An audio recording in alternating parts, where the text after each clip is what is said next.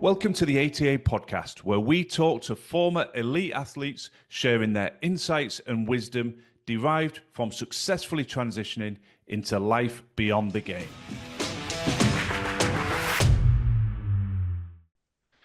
Very warm welcome to the Athlete Transition Accelerator. I'm delighted to say that Carl and I are joined today by Alex Tait, a man who had a phenomenal 17-year professional career playing professional rugby union and is now walking the path into his next chapter in the financial services sector. So before we go into where you are now, Alex, 17 years, and what is massively impressive from my perspective certainly is a one-club man. Anybody who's played elite sport knows that invariably you move club to club, organisation to organisation. So I think it's a fair assessment to say I don't think I've ever heard somebody do that amount of time in one club. That must be something that you are incredibly proud of. Yes, very proud. Firstly, just to play for Newcastle Falcons. I mean, they were my local club I used to go and support when I was a young boy. I used to go there with my dad and see the likes of Inga, Twigamala, Rob Andrew, the Underwoods, all that, a young Johnny Wilkinson. So just even to play for Newcastle was a great thing. Then to do it so long, I mean, I must have kept the coaches right and made a good cup of tea or something. But yeah, like I said briefly before, is 17 years, a long time, but it seems to have just sort of gone in a bit of a blink of an eye sometimes. Even though there's so many things along that path and so many games, it does go quick. Can you pull out a particular highlight? I mean, I know this is a question that everybody gets asked, and there'll be so many. I imagine your debut will be fresh in your memory because you were pretty young when you made your professional debut.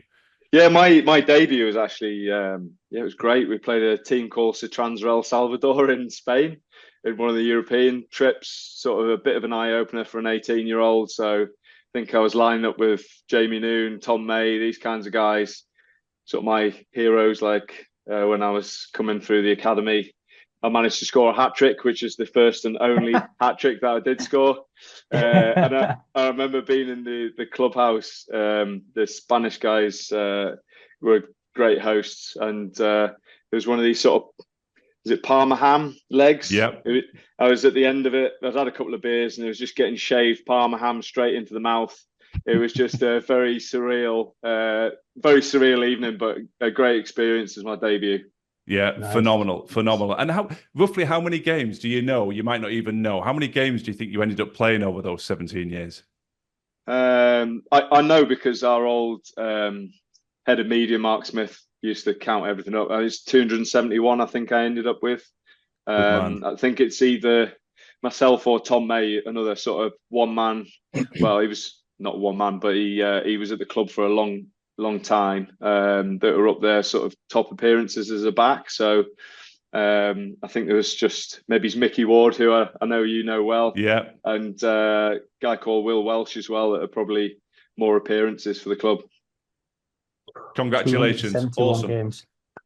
Yeah, that's insane. 271, 17 years. That's incredible, isn't it? And the body's still in one piece, just about. Still in one piece, just about, until he's just done his recent excursion.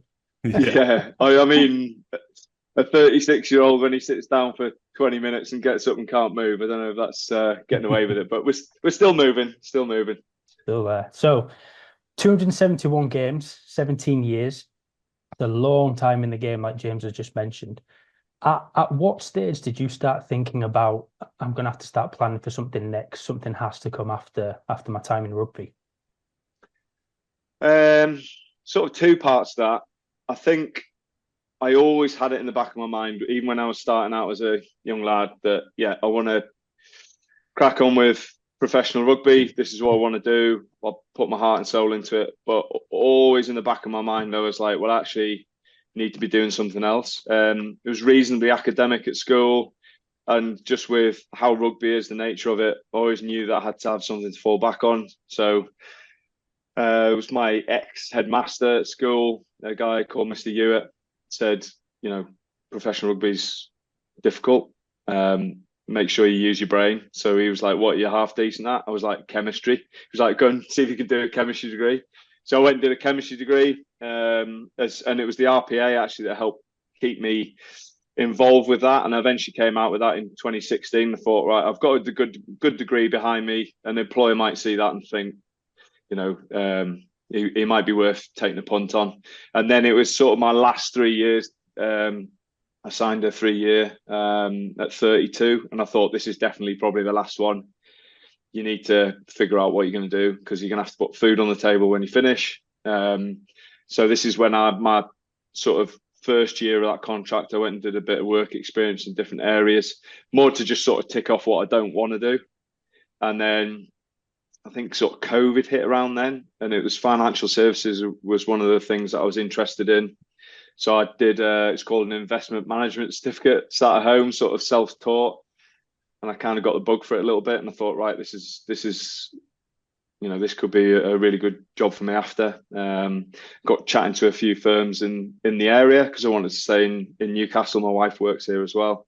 There was a firm in Jesmond that were looking for someone like me with a bit of work experience, who was willing to put the effort in to do the exams, and they wanted to take a punt on me. And that's who I'm working for at the minute.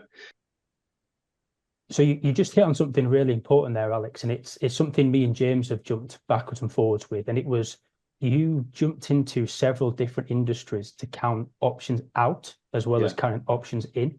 How important do you think it was having that ability to say, not interested in those areas? I can be quite specific in where I want to go. I think it was important to just sort of do a bit of sort of due diligence, and that's definitely it's important to count out like what you think you might be interested in, and actually find out, no, that's definitely not me. Get a bit of an idea, as well as those ones for counting in. I think it's just that whole preparation piece of the earlier you can start looking at, what you're interested in, what you think would suit your skill set, your strengths, there's potential, that earning ability or whatever matters to you. While you're getting paid to play rugby or whatever sport it is, and while you've got maybe your day off, you've got that time to explore it, I think it's well worth doing, because the transition phase is difficult as it is. Anything you can do to make that as smooth as possible, and whether that is just doing a bit of work experience here, there, in an area you're interested in, or discounting some things, I think is a really important part of that preparation for after your sport.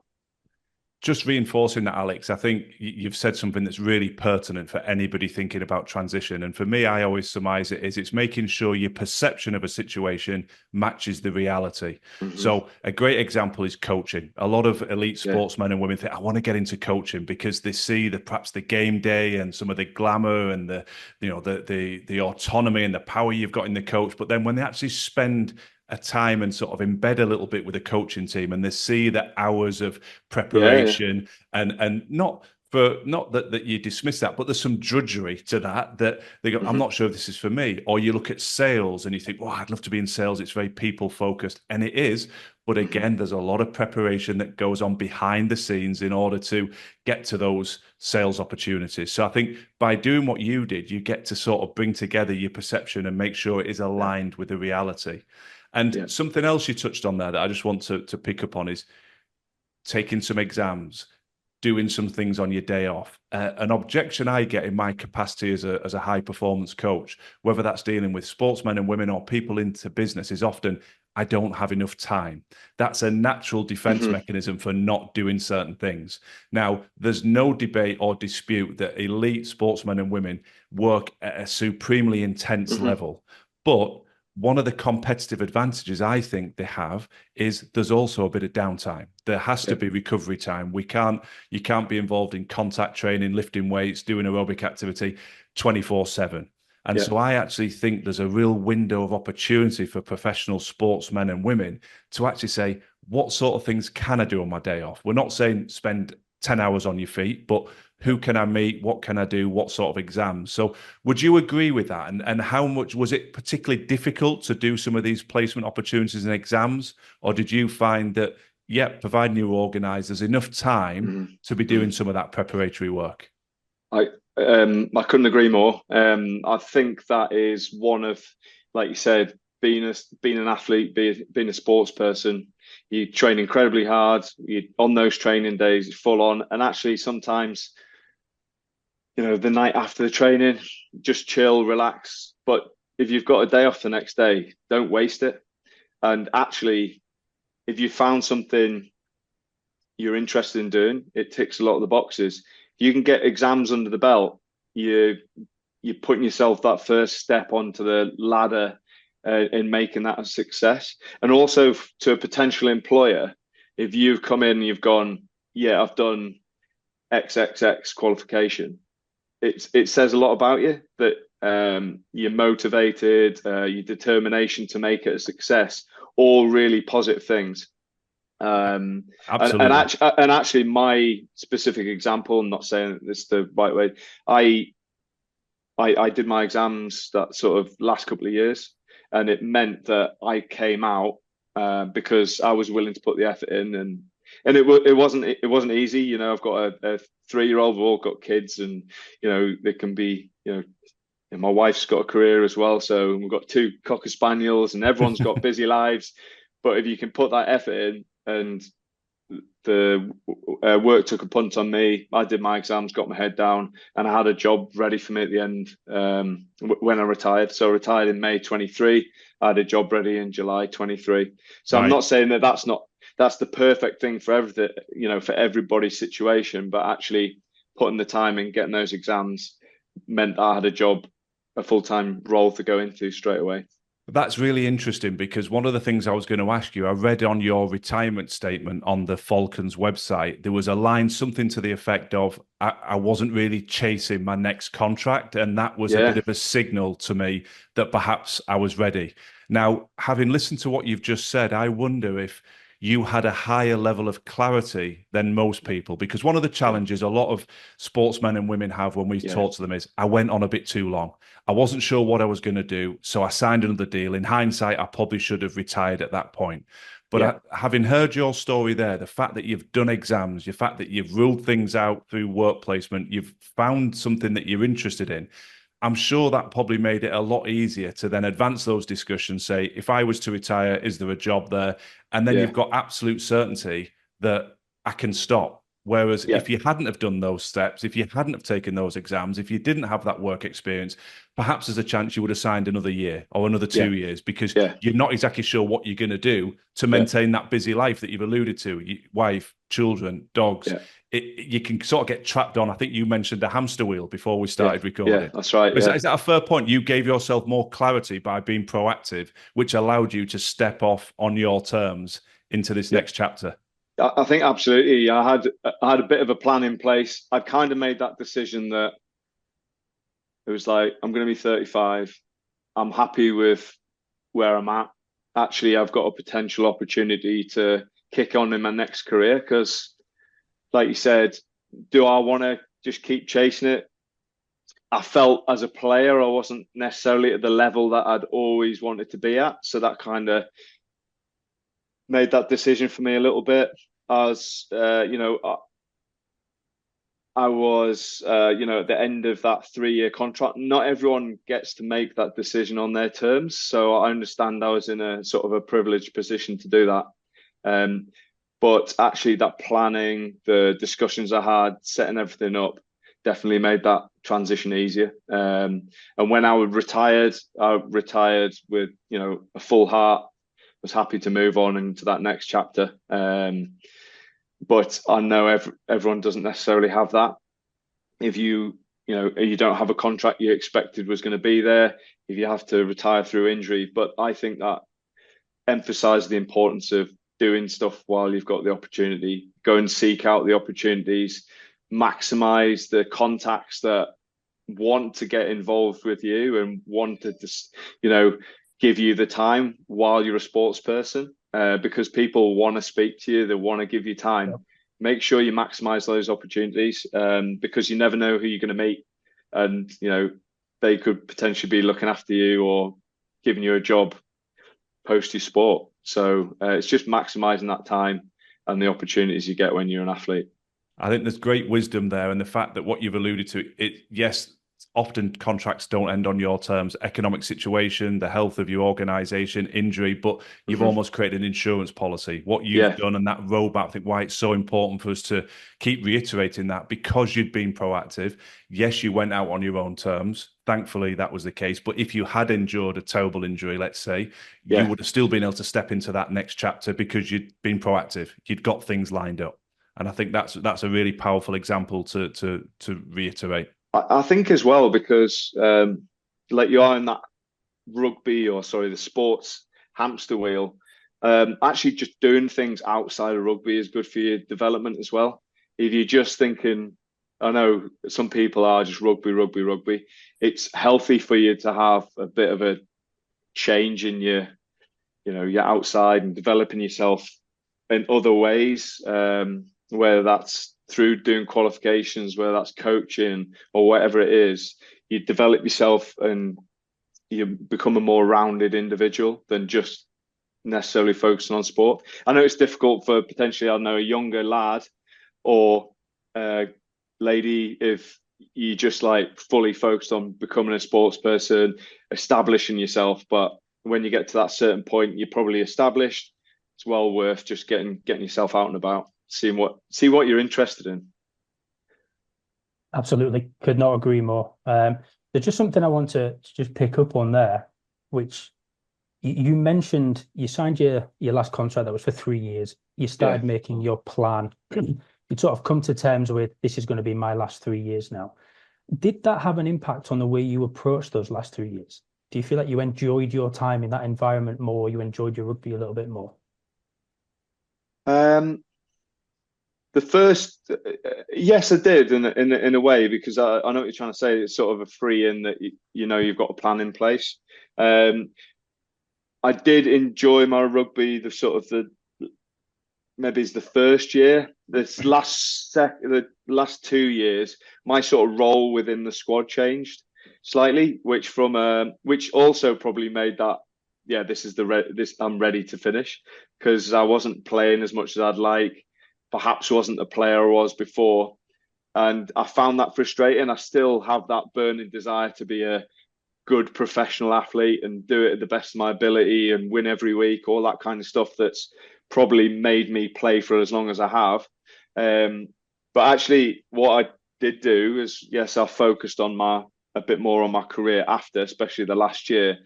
But I reframed it in a way of like, right, how can I be a really good squad player?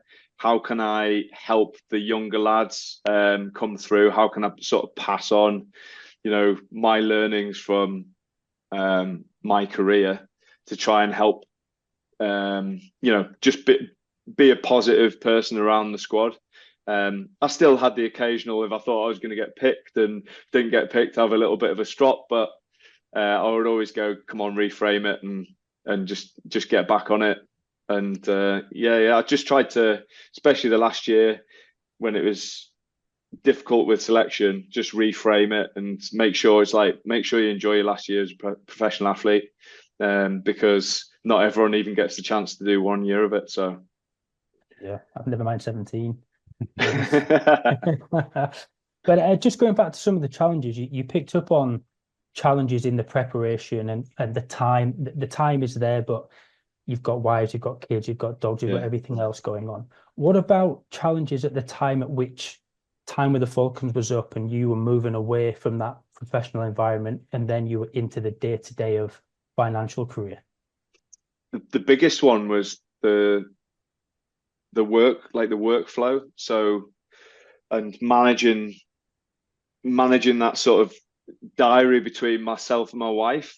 Initially, because my wife has got a full-time job, I was now 9 to 5, whereas previously it'd be like, right, I'm off on Wednesday, I'll walk the dogs, so we don't need the dog walk. So I had a hell of a lot more time and I wasn't working for as long. And actually as well, you take it for granted you're in the gym pretty much every day. So you're getting that physical hit.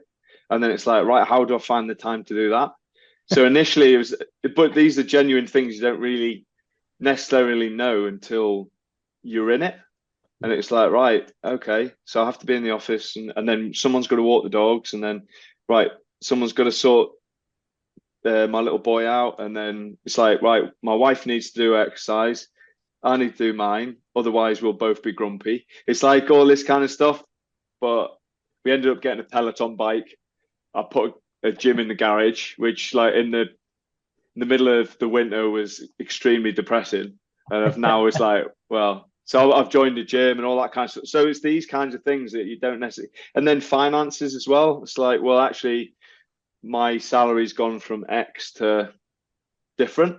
And Yep. it's, yes, I'd planned for that. So that's another aspect of the planning is you're probably going to see a significant drop in your finances. How are you going to approach that? Are you going to have a little war chest? This is what I had, a bit of a war chest to sort of see us through in like 2 years after. So it's adjusting to that. I can't just,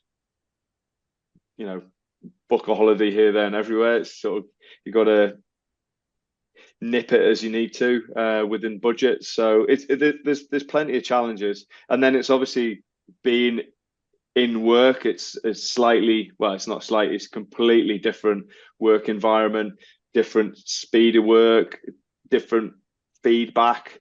Well, I was used to pretty instant feedback. It's a lot slower, and actually it takes time to get used to that sort of flow of the work-life balance. But thankfully, after a sort of a bit of a roller coastery start, it seems to be, I've got my feet under the table. The work-life balance is a lot better, and hopefully not doing too bad a job. There's some. I'm smiling and nodding away, Alex. It's absolute Sorry. gold dust what you're sharing here, and I'm trying to keep my simple brain keeping up with you. Sorry, I'm just speaking. No, it's fabulous. I think just simple but so obvious. The structural transition that every athlete goes through, where working out is something that you thought or feel is a bit of a chore. Sometimes you don't fancy some of those heavy sessions, but it's part of who you are. And if you just stop cold turkey, that affects your mental health and your mood and your dynamics in the family home. So you need to be able to find time for it. Equally, whilst you might start early morning, you invariably finish sort of later afternoon, but not as late as you would in an office. So the childcare dynamics and the dog walking, all the things you've talked about, need a level of communication and thought in advance. And the other powerful gem there is, of course, earnings potential. Very few athletes are lucky enough to step out of elite sport into industry and maintain the same level of salary. So being able to plan for that, you articulate it perfectly, build a bit of a war chest is really important. And then also what I want to throw back to you is, what skills have you found serve you best coming out of sport into industry? I'm going to just mention two quick examples, which I see all the time in industry. One is people talk a lot about culture. What's very, very ingrained in the culture of most sports organizations is senior players really look after junior players. And you alluded to it, in the final couple of years of your contract, you might not have been playing as regularly as you wanted to, but you made a conscious effort to support those next wave of people coming through, to share your experience, to be a good teammate. And then going into business, people talk a lot about culture and you can put mission statements on the wall, but actually that behavior is sometimes a little bit more selfish. Everybody's trying to climb the career ladder, and it's not as ingrained that, hey, looking after the new hires and the new people. And the other factor that you mentioned is communication. I spend a lot of time in businesses talking about communication, and sport is very brutal, but it's effective. It's not personal. Feedback is given on an almost daily basis to enhance the overall individual and team performance. As you've alluded to there, you can get into business and there can be long periods of time when you're not getting that feedback. So it's very different. So there's a number of gems you've struck on there. But throwing it back to you, as I say, Alex, what traits, what skills do you think you honed as an elite athlete over 17 years as a professional rugby player that are now serving you well in this new chapter in industry? Well, I mean, I think you've probably covered a lot of them. It's, but being that communication, being personable as well, and caring about people as well. So and actually that gets the best out of people. Then, asking other people what their ideas as well. You do that as a team. You'll have team meetings. What are we thinking of this? And hope everyone chimes in, and you try and work for the best. And actually being able to put ideas across in business, I think is really important to try and get to a positive outcome. I think as well, just that what's worked for me is that sort of determination to just achieve and get better and learn every day. I mean, I've come into financial services. If you compare me as an advisor from when I started to now, it's like chalk and cheese. But that hasn't happened overnight and without me getting my head down and trying to learn and just soak things up. I think you've just got to be, you've got to be curious, you've got to be determined, hard work, all these kind of things that athletes probably do on a day-to-day basis. If you can translate that into the business world, they're really, really valuable things to have. And again, it's like playing bingo here. It's all going off in my head. So any employers that are listening, no, it's fabulous stuff, Alex. Determination, work ethic. I think it's almost a given that when you bring sportsmen and women into your environment, there's a determination to grow, to learn, to learn from mistakes if things don't go well. But a point you made there, which is really powerful, is to get everybody to contribute, get ideas, bring everyone together. I think that's something I see time and again as well. And Carl, I know, is seeing it as well with the companies he's dealing with, that sportsmen and women are inclusive because they're used to being in those team dynamics where you assess performance, you review performance, you preview performance. It's not just one or two voices. It's not just the captain and the coach. There's this dynamic where everybody's encouraged to contribute, irrespective of age or seniority. So when they come into business, you've just alluded to it just off the cuff there, that you're trying to get everybody to contribute. You're trying to bring a team together. And I think that's a really powerful cultural boost that you get from bringing sportsmen or women into your business.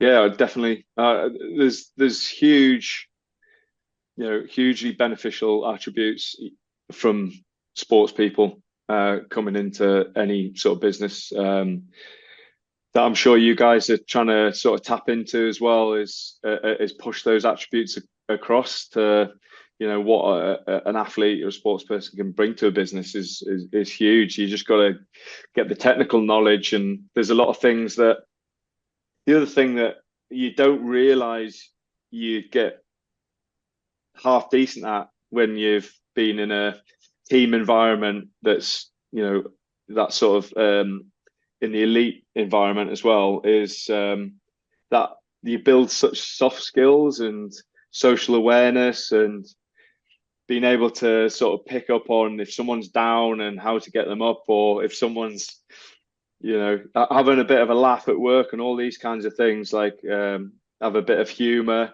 all these kinds of things sort of generate a good environment to work in. And also with the soft skills is actually dealing with clients, being able to have really good, meaningful conversations because you know how to hold the conversation. You can go to university and do all the exams and all that kind of stuff, but it doesn't mean he put you in front of a client, or you've got to go and meet someone from a business that you're going to have a good conversation, because you might not be able to necessarily do that. It's a skill that takes developing, but actually you don't realize as an athlete, you probably do it day to day. You meet sponsors, you meet MDs of companies, you meet, fans. So you're able to just speak to everyone, have really good conversations. And then all of a sudden, sort of 10, 15 years down the line, you're not intimidated to go and speak to anyone because you can hold the conversation. And that is a really big skill. And actually one that's been pretty beneficial for me in this industry is it's a people industry. And actually, if you can build good rapport with people, have good relationships, they trust you, which is a huge part of being in sport as well. You've got to be pretty honest. It's a pretty brutal, it can be a pretty brutal environment at some points, but actually don't take it personally. And these kind of things, but there's so many. I mean, I'm just rambling on a bit here. No, there's so many things from athletes that can have a positive effect in the business world or the next career, whatever. Yeah, and you're not waffling at all. It's really it's powerful because it's reinforcing a lot of the messages we're sharing that, people buy from people. People in all walks of life, all businesses, invariably it comes down to relationships. And we talk to a lot of athletes that worry about their skill level.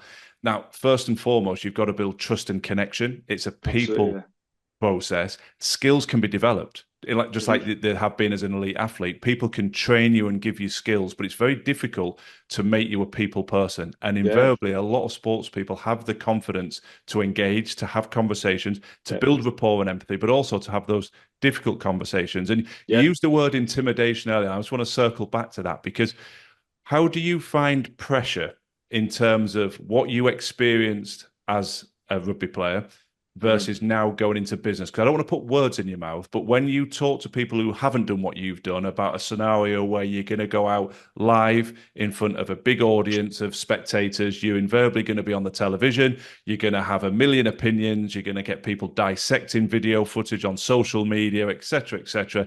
And if it doesn't go well, you've got to pick yourself up and do it again 7 days later. That's a form of pressure that a lot of people would reel away from, but you had to step into week after week for 17 years. When you then stepped into industry, do you find you've got a better tolerance for stress and pressure because of what you've been through, or is it totally different? In one part, yes. So it's kind of like you feel like, what's the worst that can happen? You're comfortable just putting yourself out your comfort zone. Where I initially sort of felt intimidated was, actually, I'm new to this. I saw myself as in the academy, if you know what I mean. I'm starting again. And you sort of doubt yourself, are you doing the right thing? But actually, the more and more experience you get, and you're like, actually, I can do this, and you become more comfortable in that environment. The cycle of, positivity just starts, and then you don't even realize, but you're doing the old things that you did when you were a sports person. You're preparing. You're like, well, I have to prepare for this, or I have to do a bit of research for this. Look at files to be like, right, what's the history? Like, you're doing all that sort of stuff you did as a rugby player, but actually you're doing it in a new industry because you know it works. You want to be prepared. You want to deliver an excellent service and make your client happy. Because ultimately, you want to do a good job for them, but you want to progress in your career and be as the best advisor, or wherever it is, whatever industry you're in, you want to be the best at what you do. And for me, it's like, well, I've framed it as like, well, I had a good first career. I want to make this more successful than my original career. How do I do that? Perfect. So, yeah, I'm about a year and a half in. I'm not saying it's, perfect, but actually got my feet under the table. I can see the confidence and momentum building with me as well in this industry, and it's like, well, actually, I can make a real success of this industry. It suits a lot of my traits and personality and abilities to make it a success. So perfect. So we've gone through quite a lot in this session, Alex. You've given us some absolute beauties to send out there to these younger athletes about prepare for your transition. It's so important you start thinking about this. Sort of in hindsight, as you're looking at your journey to where you are now, are there sort of any do's and don'ts that you would suggest to the younger athletes to definitely do this, definitely don't do that? that's a great question. Do make sure you enjoy the ride. It's to be playing sport. I think James alluded to it, it's not everyone gets that opportunity to, live that life as an athlete. Make sure you enjoy it while you're in it, and give your best. And that's how you've got there. Just be committed, try and get better every day. Other things, do's, I would say the kind of things we've talked about is do maximize the opportunities. On your days off, make sure you're doing something, even if it's just going up a big hill and getting a bit of fresh air and clearing your mind, and then maybe having a bit of a plan of what you want to do, or going out into industry and or meeting someone for a coffee or something like that. You never know what's going to happen. Don't.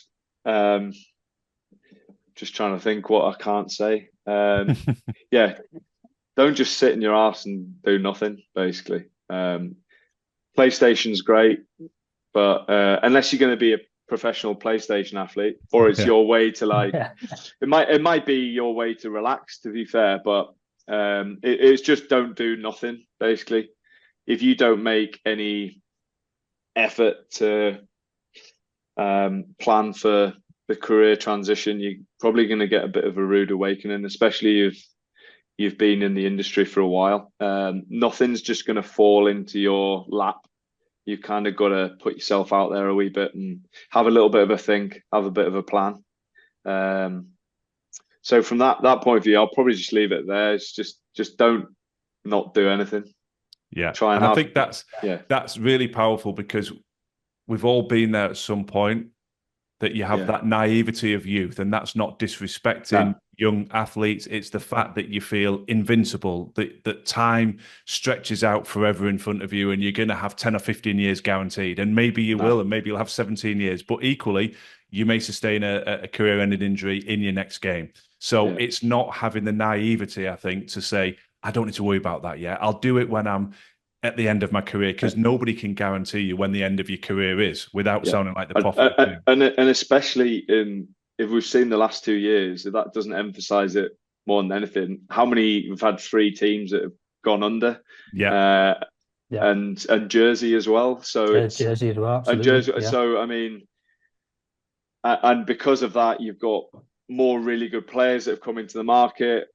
You know, that's been squeezed. Salaries have probably been squeezed, unless you're sort of Finn Russell or someone like that. Do you know what I mean?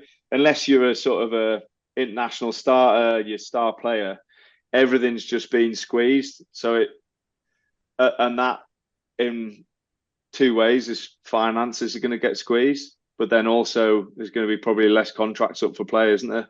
Yeah. So you probably the importance of having a plan in place, or of explored your opportunities at least, is more and more important, I think. Especially the last 2 years are highlighted, and who knows how it's going to go in the next couple of years. Be interesting times. Exactly. Well said, Alex. I think there's some really good advice there. Probably last couple of questions from us to wrap things up. And I'm curious on this one, because we shared an article recently on profiling Dan Carter, and he was very open about how he'd struggled with a loss of identity, that he'd done rugby for so long that when he was trying to establish himself in the next chapter of his career, he really struggled, because he identified pretty much as, well, I'm Dan Carter, the rugby player. Yeah. I'm just curious, because you did such a long amount of service there, 17 years. Is that something that you struggled with, or perhaps still struggle a little bit with, to that transition out of being Alex, the rugby player? Yeah, definitely. There's definitely that loss of identity of being a rugby player, and it's like, especially in the moments when I first started my new career, it's like we all have ups and downs, bad days, and I called it the transition trough. When I was in the transition trough, and it's like you're not having the best of days, and you think, is this really what I want to be doing? I used to do this, and now I'm doing this, but actually you're just probably in the wrong mindset. It was usually after I'd done something with like rugby colleagues or something like that. So you have that sort of old feeling of being in the changing room, and then you're back to work, and it's like, oh, right, okay. But it is difficult, but it's in the past, and you just try and take the best bits and look on the bright side. You take the best bits of what you've achieved and try and just put them into your new career. It's not going to be perfect, and who's to say? I mean, I believe this is an industry I'm going to do well in, but who's to say that this is the right path for me? Who's to know what the future lies? It might be that, I'll go and do something else, because it's probably very unlikely, unless you've done a bit of preparation, that you're going to fall into a career that's going to be the right one for you for the rest of your life. Do you know what I mean? Absolutely. What are the odds? Yeah. So Yeah. actually, what you're doing by preparing is you're trying to make those odds a bit better for yourself. Yeah, 100%. And because one of the striking realities that people don't always necessarily want to hear is, and you booked the trend slightly with a 17-year career, but if you look at your adult life, look at how many years you work, will the chapter as an elite sportsman or woman be the biggest? And invariably it won't, because the physical demands might make that 10, 15, 17 years in your case, but there might be another 10, 20 plus years beyond that. So it's okay to find that you transition to something, it works well for a period, but then you change direction. But I think the transition trough, you heard it here first. You've patented that, but with your blessing, we'll definitely use that one, Alex. That's a great one. Yeah, but yeah, you do have the sparky moments of you do a deal or you have a great meeting and you feel that it's more, I think, as an athlete, it's adding value. And actually, as a sportsman or as an athlete, if you're putting a good performance or you're part of a team, you feel like you're adding value. If you're at somewhere you don't feel like adding value, that's where I probably struggled, because I was like, I've come from somewhere where I know I'm added value. I was respected and all that kind of stuff. And it's, if you feel you can't, I think all athletes kind of like, you want to feel like you're adding value because you can. And when you start to feel that you are actually adding a bit of value, that's when you get the reward. And like I said, it's not going to be perfect, but you just keep exploring and find what's best. And what you probably forget as well, Alex, is when you first stepped out of the academy into senior rugby, it wasn't all man of the matches. I know you hat-trick on your debut, but it was hard because you're stepping into a new environment, but you sort of forget that and you think about the best bits. And in the same way, when you step into industry, it's just like your debut, you're coming into a new senior environment. It's difficult. But then, as you say, you start to close the deals, you start to build the relationships and you start to find the positives. But the hardest bit is always the start. When you're trying to establish yourself in a new team, when you're trying to establish yourself in a new team and industry, the beginning's the most difficult bit. And you've obviously got a balanced head on your shoulders. You've mentioned something before we recorded about staying physically active as well. And my final question, Alex, is what is success to you in this chapter? Which I know is a very open question, but it's deliberately open because I think one of the pros and cons of sport is it's very focused. It's all about winning this week and sustaining the winning margin so that we hopefully win the league or we qualify for the playoffs at the end of the season. You've touched on a few points as we talked about through this interview about, going and clearing your head, taking a walk, doing some exercise, being out with the dogs. I think it's really important that people have a recognition that success is different for everybody and you don't have to follow everybody else's path. It's not about wins and losses anymore. It's about trying to find fulfillment in different areas. Because once you start to open that mindset, it's much easier to find things to help you out the transition trough. But first and foremost, you've got to ask yourself the question, well, what is success? What will I be happy with, proud of? What am I trying to achieve? So now that you've stepped out of rugby and there's nobody steering you in a specific direction anymore, how would you articulate success in this next chapter of your life? Oh, deep question. I think first and foremost is being a good husband and a good dad.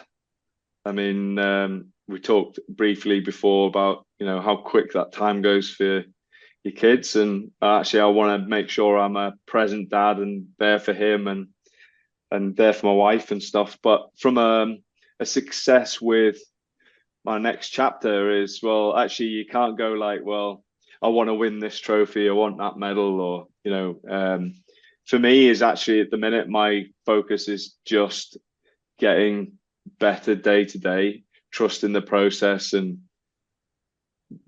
becoming, making the steps that I'm going to try and get better day in, day out. And actually, I believe that if I keep doing that, then success will just come as part of that and just sort of enjoy the ride. But first and foremost, it's having that family life spot on. So I don't want to be necessarily working all hours of the day, earning loads of money and never see in my family, because I don't see that as a success. Because actually, if we can have a good family life and, I can add value and be reasonably successful in my other career, then that's great for me. Yeah, It'll look after itself.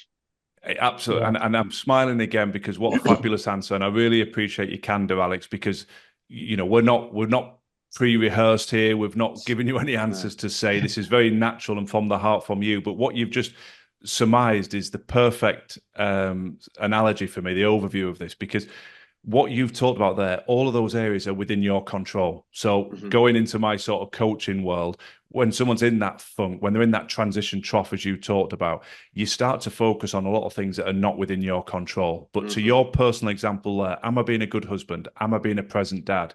That's within your control. So irrespective of how hard it might be at work, you can be focused in those areas and improving in those areas. And then bringing it back to work and indeed all aspects of life, can I keep improving? Can I keep moving forward and progressing? And then success will take care of itself. Well, again, that is within your control. There's always a resource you can go to, a conversation you can have with a colleague, an insight you can gain from somebody to keep progressing. And the way through these troughs is control the controllables. And it's easy to lose sight that they're all around us. And what a great 3-point plan you just gave me. Well, if I'm a good husband, I'm a good dad, and I'm progressing every day at work, I'm going to be successful. Yeah. It's been an absolute pleasure. I'm sure I speak for Carl and for myself that it's really powerful to hear you talking about your journey, because I said at the start, common sense isn't always common practice. I'm sure people are listening to elements and going, well, yeah, that makes sense. But are you doing it? How are you using your day offs? Who are you connecting with? How proactive are you being? What work placement opportunities are out there that you could start exploring? All of those things are within people's control here and now. So to hear that you were thinking of that, and yes, you didn't take your eye off the ball doing it. You still had a 17-year professional career, but you were so well prepared, you were able to say, on my terms, now's the time for me to step away and move into industry. So I really appreciate your time today, Alex. I'm sure it'll help a lot of people. And thank you very much for joining us on the Athlete Transition Accelerator. Thanks, man. Cheers, guys. Lovely chatting to you. Thanks for joining us this week on our ATA podcast. If you found this conversation insightful and it resonates with your journey, please subscribe, follow the show, and stay connected with us for more insights, resources, and information on how we at ATA are supporting your preparation for life beyond the game.